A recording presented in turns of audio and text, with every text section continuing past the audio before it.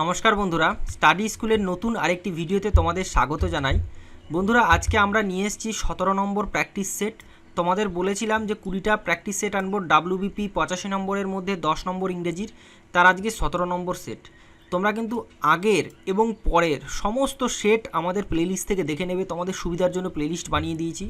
তো চলো আজকে শুরু করছি তোমাদের জন্য। আর এবার থেকে আমি ওয়েবসাইটের মক টেস্ট লিঙ্কও দিয়ে দেবো, অর্থাৎ এই 20টা মক টেস্ট এবার তোমরা নিজেরাই যাচাই করে নিতে পারবে ওয়েবসাইট থেকে। তো ফ্রিতে দিয়ে দিতে পারবে। আমাদের ডিসক্রিপশন বক্সের লিঙ্ক আছে, টেলিগ্রাম চ্যানেলে জয়েন হয়ে যাও এবং আমাদের হোয়াটসঅ্যাপ গ্রুপে জয়েন হয়ে যাও। দেখো, প্রথম যেটা এনেছি ইডিয়ম থেকে, he played dash with the companies fund.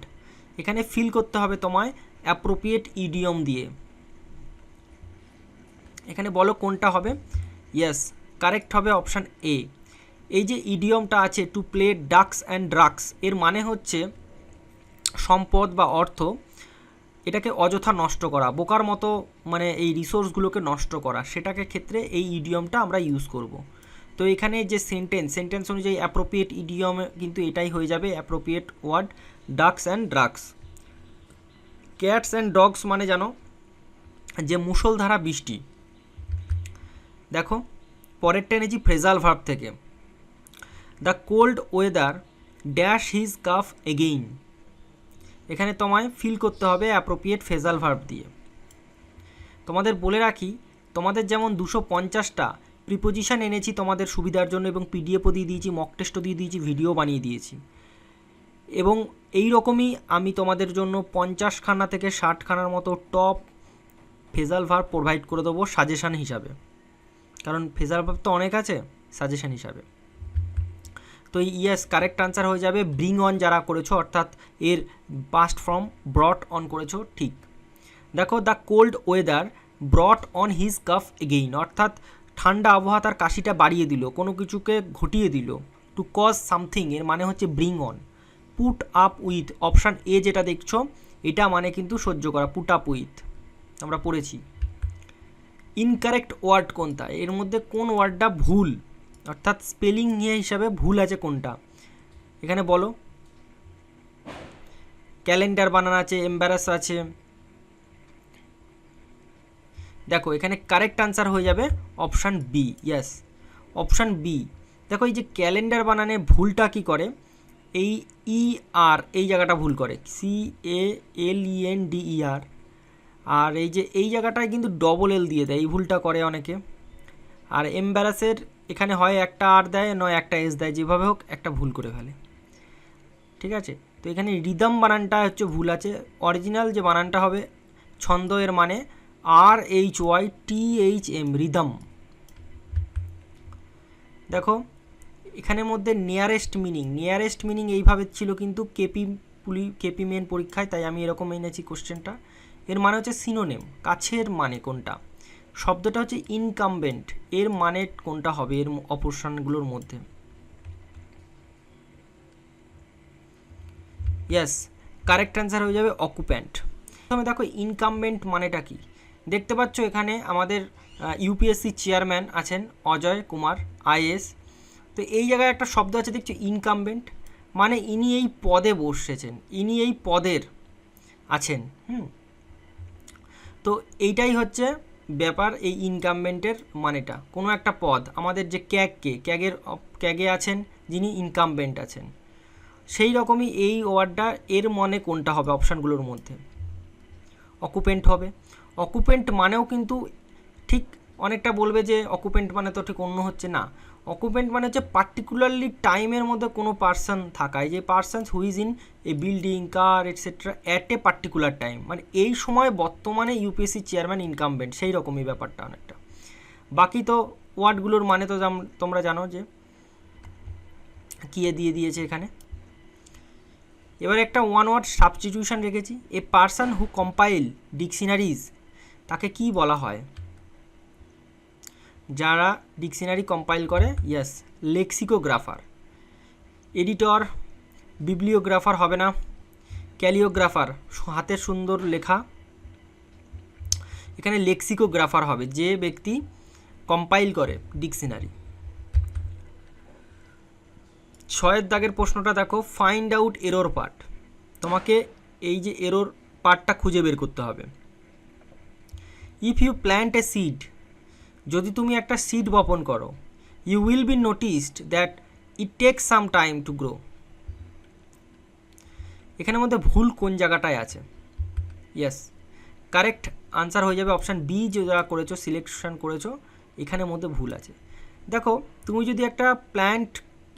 যদি একটা সিডকে প্ল্যান্ট করো অর্থাৎ বপন করো, তাহলে এখানে তুমি তুমি নোটিস করতে পারবে। এখানে জোর জবরদস্তি আমি কিন্তু প্যাসিভ এনে কোনো লাভ নেই। দ্যাট যে it take some times to grow, এখানে কোনো রকমের জোর জবরদস্তি প্যাসিভ আনার কোনো প্রয়োজনই নেই। সিম্পল চলছে, এখানে প্রেজেন্ট টেন্স আছে, সিম্পল ফিউচার টেন্স বসিয়ে দাও, প্যাসিভের দরকারই নেই। তাহলে কি হবে? ইউ নোটিস হবে, ইউ উইল নোটিসড হবে, ঠিক আছে, NOTIC নোটিস হবে। এখানে উইলের পর V1 বসিয়ে দেবে, হয়ে যাবে। 7 দাগের প্রশ্নটা এনেছি যে he said I bought this book for my brother. তো এখানে বলো কোনটা হবে?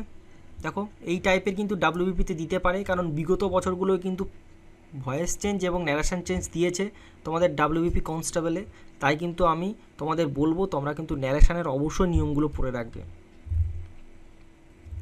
ইয়েস, অপশান বি হয়ে যাবে কারেক্ট আনসার। দেখতে পাচ্ছ এই যে সেন্টেন্সে তোমরা দেখতে পাচ্ছ এটা কোন টেন্স আছে? এই যে কোটেশনের মধ্যে আই বট, এটা হচ্ছে সাবজেক্ট আই, তারপরে হচ্ছে কি V2, অর্থাৎ এটা simple past tense. Simple past tense হচ্ছে পাস্ট সিম্পল। এই দেখো তাহলে কি হবে? পাস্ট পারফেক্ট হবে। দেখতে পাচ্ছ পাস্ট পারফেক্ট হবে। পাস্ট যখন পারফেক্ট হবে তার স্ট্রাকচারটা কি? নিশ্চয়ই হ্যাড এবং V3। তাহলে তুমি এই যে কোশ্চেনটা দেখো এখানে কোথায় আছে হ্যাড V3, দেখতে পাচ্ছ এটা হবে না, এটা হবে না, এটা হবে না। তাহলে হ্যাড V3 এই দেখো একটাই আছে। তো ঠিক এই রকমই কিন্তু তোমাদের কোশ্চেন দিতে পারে। 8 দাগের প্রশ্নটা কি বলেছে? Dash English he can speak French and Spanish. তো এখানে কারেক্ট ওয়ার্ড কোনটা হবে? ফিল করতে হবে তোমাকে কারেক্ট ওয়ার্ড দিয়ে। এখানে বিসাইডস হবে না বিসাইড হবে না হাউএভার হবে না ডেসপাইট হবে। এই ডেসপাইট নিয়ে আমি কিন্তু এই আগের ভিডিওতে বলে দিয়েছি যে ইনস্পাইট অফ হয় অথবা ডেসপাইট হয়। ডেসপাইটের পরে যদি তুমি অফ লেখো তাহলে কিন্তু সেটা ভুল হয়ে যাবে। তো এখানে কারেক্ট ওয়ার্ড হয়ে যাবে কোনটা? বিসাইডস। বিসাইডস মানে হচ্ছে পাশাপাশি, আর বিসাইড মানে হচ্ছে পাশে, ঠিক আছে। তো বিসাইড ইংলিশ পাশাপাশি ইংরেজি, সে ইংরেজির পাশাপাশি he can speak French and Spanish. However এখানে আসবে না সঠিকভাবে, আর ডেসপাইট সত্ত্বেও ইংলিশ আসবে না। ওকে, চলো 9 দাগের প্রশ্নটা দেখো। ফিল করতে হবে সঠিক প্রিপোজিশন দিয়ে। এখানে the snake was killed dash the stick. এখানে কি হবে? কিল্ড বাই দ্য স্টিক, স্টিকের দ্বারা আমরা জানি, বাই মানে কি দ্বারা। ওকে, তো দ্বারা করবে তুমি? ইয়েস, তোমরা যারা উইথ করেছো কারেক্ট হবে। দেখো এখানে বলেছে কোনো একটা লাঠির সাহায্যে যখন হবে মারা হবে, কোনো সাপটাকে মারা হলো, তখন কি হয়ে যাবে? উইথ হয়ে যাবে, WITH। আর যদি ডুয়ার করতো এই কাজটা, এই স্নেকটাকে, দ্য স্নেক ওয়াজ কিল্ড, এই স্নেকটাকে হত্যা করা হয়েছে যদি ম্যানটার মাধ্যমে অর্থাৎ ডুয়ারের মাধ্যমে, যে করেছে তার দ্বারা, তাহলে কি হয়ে যেত? বাই হয়ে যেত।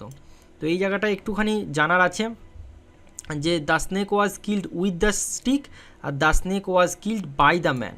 তো এই জায়গাটা তোমরা একটু জেনে রাখো, এইরকম একটা নিয়ম আছে, এটা কিন্তু এইরকমভাবে দেবে।